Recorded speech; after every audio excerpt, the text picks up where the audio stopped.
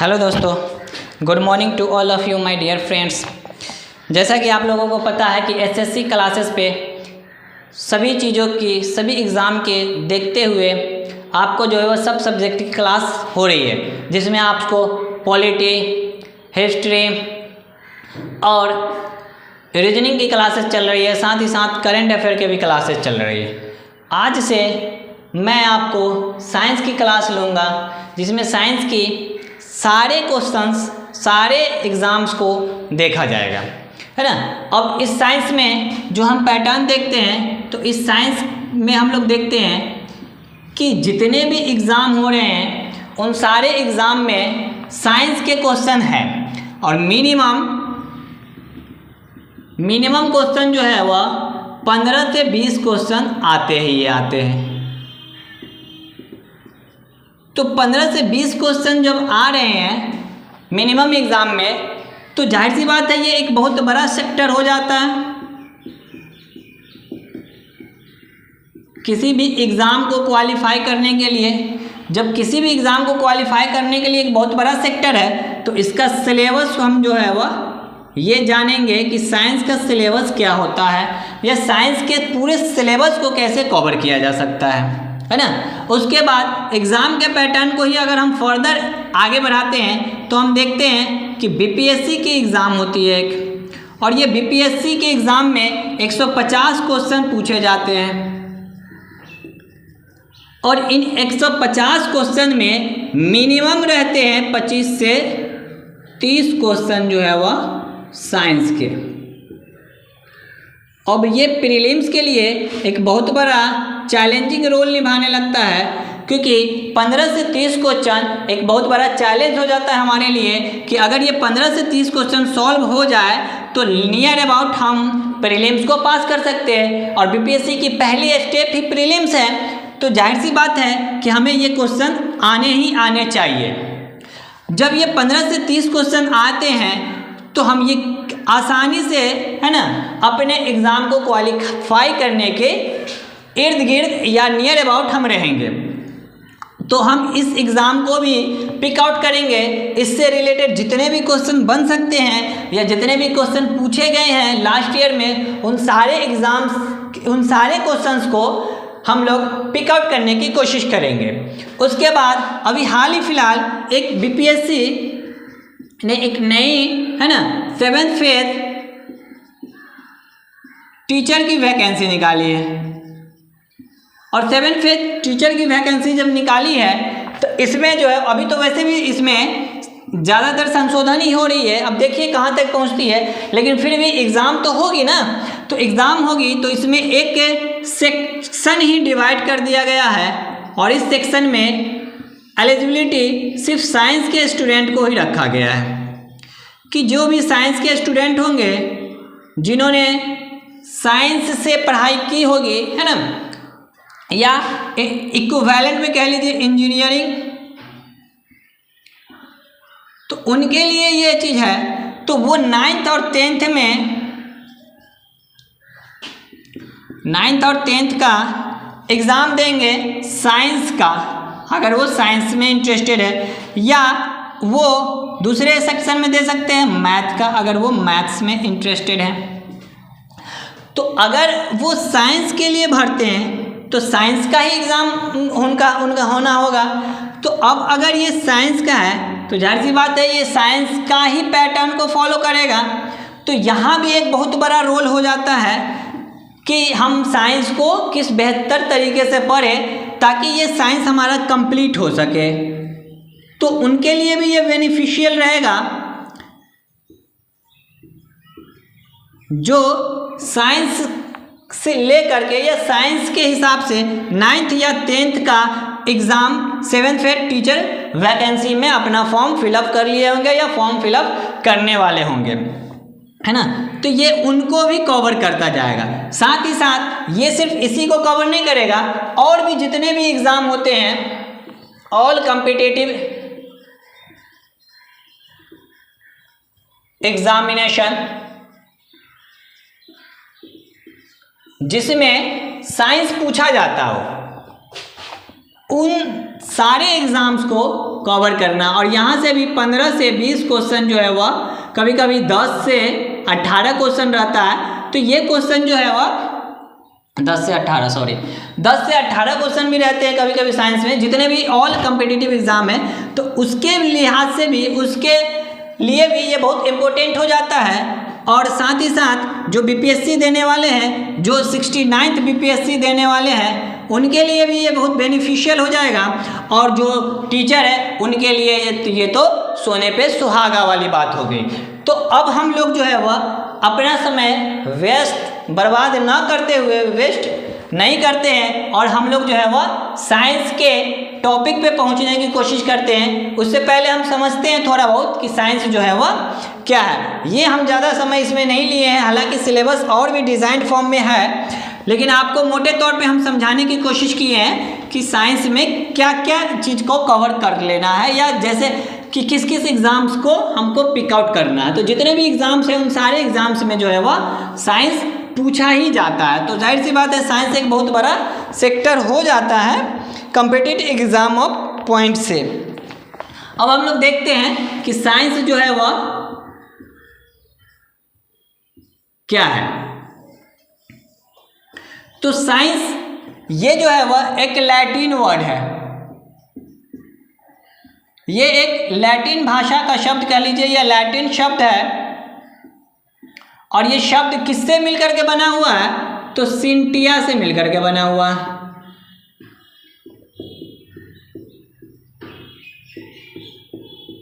है ना। और इस लैटिन शब्द का अर्थ होता है, मीनिंग होता है, तो इसका मीनिंग होता है जानना। तो साइंस का जो मतलब है वो जानना। तो जाहिर सी बात है हम इतना से भी समझ सकते हैं कि साइंस जब खुद कह रहा है कि जानना मतलब है, तो हम जानने की कोशिश करें, किसी भी चीज़ को समझने की कोशिश करें, किसी भी चीज़ को डेप्थ तक जाए। वैसे ही नहीं, हमको किसी भी चीज़ को रट करके नहीं पढ़ना है ना, रट कर नहीं पढ़ना है, ये ध्यान रखिएगा आप। अगर रट के पढ़िएगा तो हो सकता है कि आपको 10 दिन, 15 दिन, 20 दिन रहे, लेकिन हमारा एग्ज़ाम जो है वो एक लॉन्ग टाइम लेता है। और जब हमारा एग्ज़ाम लॉन्ग टाइम लेता है तो हमें कंसेप्ट वाइज पढ़ना चाहिए। अगर हम किसी भी सब्जेक्ट को कंसेप्ट वाइज पढ़ेंगे तो जाहिर सी बात है वो लॉन्ग टाइम तक स्टे कर पाएगा, और लॉन्ग टाइम तक जब स्टे कर पाएगा तो ही तो हम जा कर के एग्ज़ाम को क्वालिफाई कर पाएंगे। तो इसीलिए अब रटना नहीं है, अब हमको क्या करना है कि समझना है। तो समझ के हम लोगों को पढ़ना है। तो इसका मीनिंग होता है जानना। ध्यान रखिएगा कि ये NCERT कहता है, NCERT जो हमारी बुक है उसके अकॉर्डिंग ये जो है वह लिखा हुआ है, ठीक है। तो आपको अगर सोर्स चाहिए तो वो सोर्स जो है वो NCERT की बुक है। लेकिन किसी किसी बुक में ये भी लिखने को मिलता है कि साइंस जो है वह एक, है ना, यूनानी शब्द से मिलकर के बना हुआ है। यूनानी शब्द सीओ से मिलकर के बना हुआ है। अब इस सीओ का मतलब भी जानना ही होता है। तो हमें फोकस करना है NCERT बेस पे, क्योंकि NCERT ही जो है वह सर्वे मान्य है, बाकी बुकों को मान्य नहीं है, लेकिन किसी किसी बुक में ये भी देखने को मिलता है। तो ये हम जान गए कि ये साइंस का मतलब है ना। अब हम साइंस को अगर हम और समझने की कोशिश करें तो साइंस का संस्कृत मीनिंग जो होता है वह, है ना, विज्ञान है। अगर हम विज्ञान का संधि विच्छेद करें, विज्ञान को फर्दर हम बांटे तो V प्लस ज्ञान में बटेगा, V धन ज्ञान। V का मतलब होता है विशिष्ट, और ज्ञान का मतलब होता है ज्ञान। तो विशिष्ट ज्ञान जो काफ़ी सुदृढ़ ज्ञान हो, मतलब क्लियर ज्ञान हो, जिसमें कोई भी डाउट सेक्शंस ना फंस रहा हो, तो उसी ज्ञान को, उसी नॉलेज को हम लोग कहते हैं विज्ञान। तो ये तो मोटे मोटे तौर पे जो इसका शब्द था, उस शब्द का शब्दार्थ निकालने की कोशिश किए हैं, उसका सिर्फ अर्थ निकालने की कोशिश किए हैं। लेकिन अगर हमसे विज्ञान का परिभाषा पूछ ले, है ना, ध्यान दीजिएगा, ये हम बेसिक से उठा रहे हैं। आपको हम बार बार कह रहे हैं कि ये हम बेसिक से उठा रहे हैं, क्योंकि बहुत ही शुरुआत हम करने जा रहे हैं। तो वहाँ से आप जो है वो अगर एकेडमिक क्लास से भी जुड़े हुए हैं तो उनके लिए भी ये बेनिफिशियल रहेगा। जो एकेडमिक क्लास से, जैसे साइंस 9th से शुरू होती है, तो 9th से जितने भी बच्चे होंगे उनके लिए भी ये बेनिफिट ही रहेगा, क्योंकि उनका भी कंसेप्ट पूरी की पूरी क्लियर होता रहेगा। ठीक है। अगर हमसे पूछे कि विज्ञान क्या होता है, तो विज्ञान का परिभाषा हम कैसे परिभाषित करेंगे, तो विज्ञान का परिभाषा जो हम परिभाषित करेंगे, या विज्ञान होता क्या है ना, तो उसका परिभाषा जो है वह हम कैसे करेंगे, तो सावधानी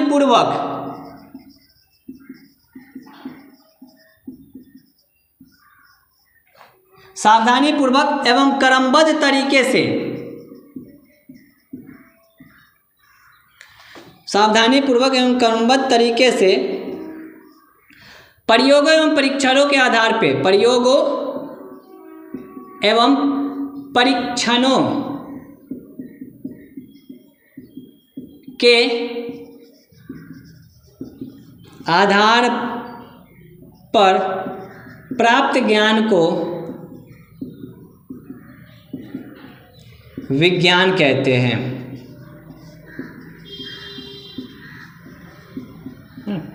तो ये जो है इसका परिभाषा हमने लिखा है ना। और ध्यान रखिएगा कि ये परिभाषा जो है वह मान्य है, सर्वमान्य है, क्योंकि साइंस जो है वह ये खुद कहता है कि आपको सावधानी पूर्वक ज्ञान प्राप्त करना है। ऐसा नहीं है कि आप जो है वह कोई लैब में गए, है ना, आप किसी लैब में गए और लैब में जाने के बाद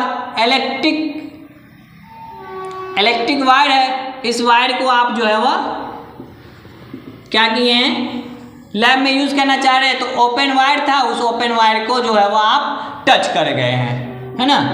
तो अगर आप ओपन वायर को टच कर जाइएगा तो आपको दुर्घटना हो जाएगी, तो आपको ही नुकसान हो जाएगा। तो फिर वो आप किसी भी चीज़ पे रिसर्च कैसे कर पाइएगा। तो जब आप रिसर्च ही नहीं कर पाइएगा तो फिर आप कैसे किसी भी थ्योरी को, किसी भी कंसेप्ट को, किसी भी फार्मूला को आप समझाइएगा साइंस का। इसीलिए कहा जाता है कि आपको जितने भी लैब करने हैं वो पूरी सावधानी पूर्वक करना है, ठीक है, एवं क्रमबद्ध तरीके से।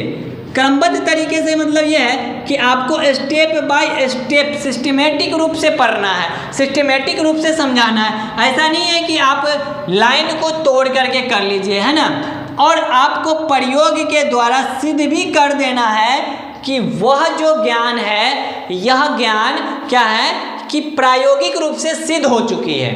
मतलब ये जो है वो हम जो थ्योरी दे रहे हैं या जो भी कंसेप्ट देने जा रहे हैं वो ऑलरेडी सिद्ध है, प्रूफ है ना। इसको प्रूफ करने की ज़रूरत नहीं है। लेकिन अगर, है ना, आपको इसमें कोई भी, है ना, डाउट लगेगा तो उस डाउट को आप जो है वो सिद्ध कर करके बताइए। तो साइंस जो है वो निरंतर बदलता भी रहता है। बहुत सारे अवधारणाएं थी, उन अवधारणाओं को तोड़ा गया है, फिर उन्हीं अवधारणाओं को तोड़ करके साइंस फिर नए तरीके से आया है। तो बहुत सारे चीज़ हैं, उन सारे चीज़ों को जो है वो साइंस के अंतर्गत इंक्लूड कर दिया जाता है। इसीलिए यह परिभाषा को जो है वो रखा गया है, ठीक है। अब हम मोटे मोटे तौर पे साइंस की परिभाषा को भी हम जान गए हैं, है ना। अगर आप लोगों को स्क्रीनशॉट लेना है तो ले सकते हैं, वैसे आपको तो पूरे समझ में आ ही गया होगा, या पहले से भी आप जान रहे होंगे इसको, है ना।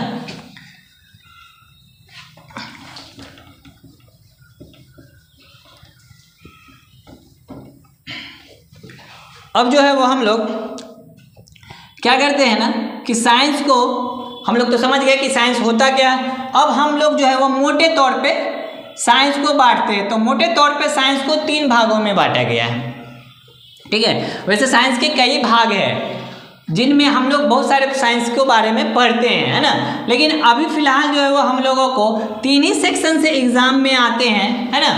हालांकि बायोलॉजी का जो है वो फर्दर डिवाइड कर ही लेता है, तो वहाँ से सवाल बन जाते हैं। बॉटनी और जूलॉजी, तो यहाँ से सवाल बना लेते हैं बॉटनी से, वनस्पति से भी। लेकिन मोटे तौर पे हम जो है वो 3 ही भाग को पढ़ेंगे। पहले भाग को जो है वो हम पढ़ेंगे फिजिक्स, है ना, दूसरे भाग को हम लोग पढ़ेंगे केमिस्ट्री, और तीसरे भाग जो है वो हमने लिख दिया था पहले ही कि बायोलॉजी है, और इस बायोलॉजी को हम लोग 2 भागों में बांट करके पढ़ते हैं। हालांकि ये दोनों भागों को एग्ज़ाम पर्पज से पढ़ेंगे हम लोग, वैसे हम किसी भी चीज़ की गहराई में नहीं जाएंगे, क्योंकि अगर हम गहराई में जाने लगेंगे तो फिर पता चले कि एग्ज़ाम जो है वो एग्ज़ाम हमसे क्वालिफाई ही नहीं हो पाएगा, हम पूरे के पूरे गहराई में ही रह जाएंगे। इसी वजह से जो है वो हम लोग कोशिश करेंगे कि जितने भी एग्ज़ाम्स में सवाल आ सकते हैं या अभी तक आए होंगे, उन सारे एग्ज़ाम्स के सवाल को, है ना, यहीं पे कॉन्सेप्ट वाइज जो है वो हम लोग पिकअप करेंगे, है ना।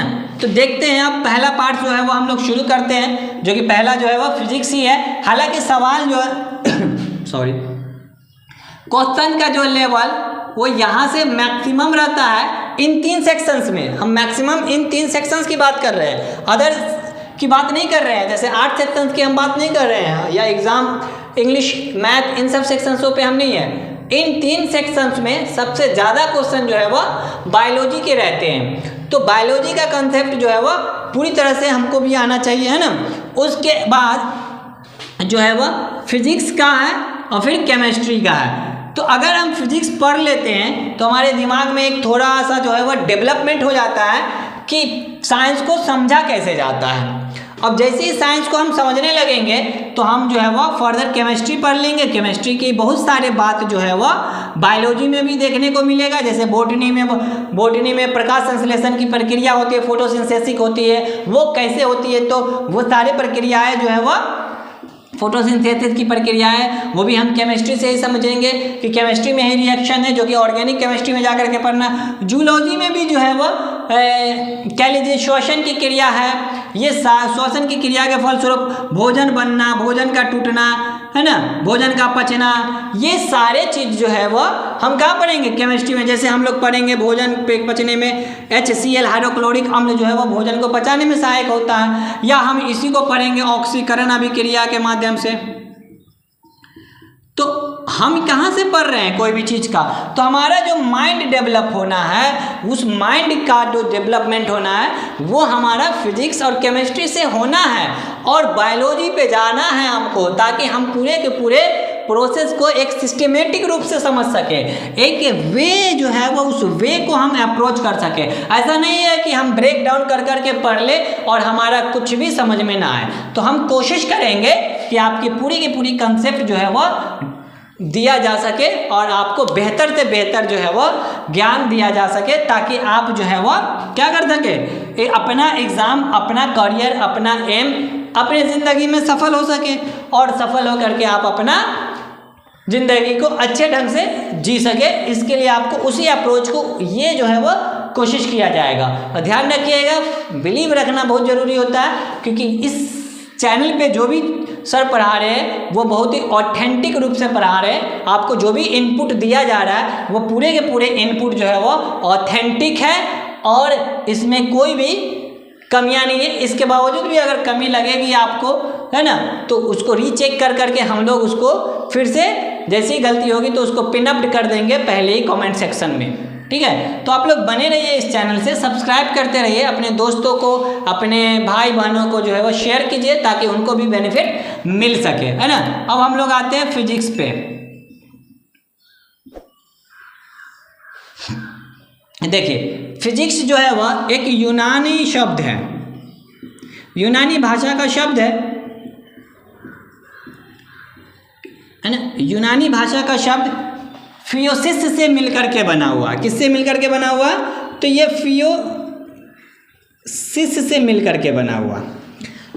अब ये जो वर्ड है फियोसिस, ये यूनान का शब्द है, और इसका अगर हम अर्थ निकालते हैं, अगर हम इसका मीनिंग निकालते हैं, तो इसका मीनिंग जो है वह होता है प्रकृति।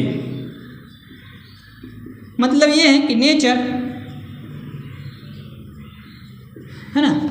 तो प्रकृति के बारे में या प्रकृति में हो रही घटनाओं के बारे में जिस चीज़ को हम जिस सब्जेक्ट के अंतर्गत पढ़ते हैं वो सब्जेक्ट कहलाता है फिजिक्स। तो ये भी एक विज्ञान क्या है, साइंस का ही ब्रांच है। तो साइंस के ब्रांच के अंतर्गत हम लोग इसके अध्ययन करेंगे जिसमें प्रकृति में होने वाली सारी घटनाओं का हम व्यवस्थित रूप से जो पढ़ते हैं उनको हम जो है वो फिजिक्स के अंतर्गत पढ़ते हैं। तो प्रकृति में बहुत सारी घटनाएं होती हैं, जैसे हम क्लास 10th में ही पढ़े थे, है ना, प्रकाश के बारे में। तो प्रकाश की जो है वह क्या हो रही है, प्रकाश धरती पे पहुंच रही है, पृथ्वी पे पहुंच रही है ना। प्रकाश में 7 रंग होते हैं।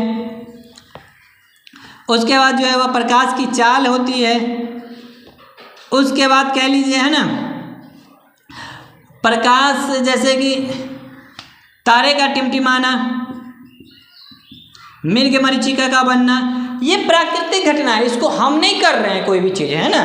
तो ये सारी प्राकृतिक घटनाएं जो प्रकृति में घट रही है उसके बारे में अगर हम अध्ययन करते हैं तो वो जो सब्जेक्ट के अंतर्गत आया है वो सब्जेक्ट जो है वह फिजिक्स है। तो ये सारे साइंस की बातें हम फिजिक्स में पढ़ेंगे। उसके बाद जो है वह एक आइंस्टीन साइंटिस्ट नाम आप सुने होंगे,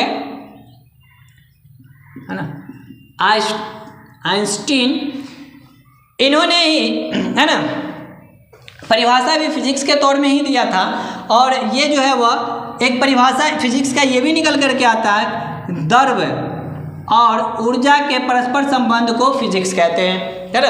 द्रव और ऊर्जा के परस्पर संबंध को प्रकृति विज्ञान कहते हैं या फिजिक्स कहते हैं, है कि नहीं। अब जब इसको कहते हैं तो इसको समझने की कोशिश करते हैं हम लोग कि आइंस्टीन जो है वह क्या दिए थे, आइंस्टीन सर जो है वह क्या बताए थे। तो E बराबर mc² बताए थे ये, है ना। E जो है वह एनर्जी है और m जो है वह मास है और c जो है वह वेलोसिटी ऑफ लाइट है या प्रकाश की चाल है ना। अब जाहिर सी बात है कि ये जो है वो फिक्स, तो मास में बदलेगा तो ये क्या है, मास और एनर्जी, ऊर्जा और द्रव के बीच के संबंध को बता रहा है। तो ऊर्जा और द्रव के बीच के संबंध को जो बताएगा वो फिजिक्स के अंतर्गत आएगा। तो इसका मतलब है आइंस्टीन सर जो बताए थे वो फिजिक्स के बारे में ही बता रहे थे, है ना।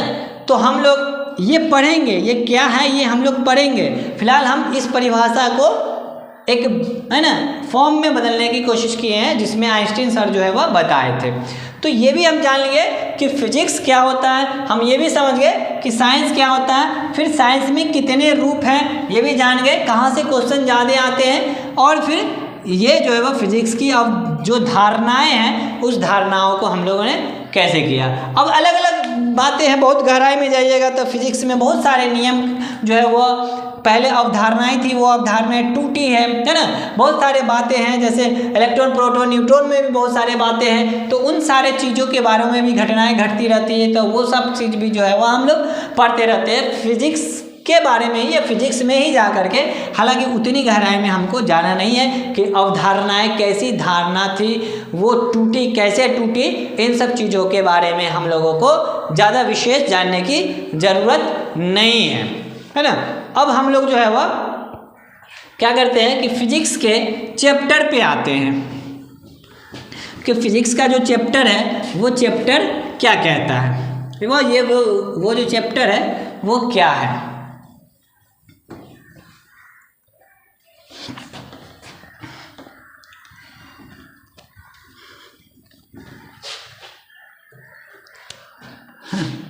चलिए, तो हम लोग जो है वह फिजिक्स पे है ना। आज से हम लोग जो है वह फिजिक्स पढ़ेंगे। और फिजिक्स में जो है वह पहला चैप्टर का नाम जो है वह मापन है, इसी को मेजरमेंट कहते हैं।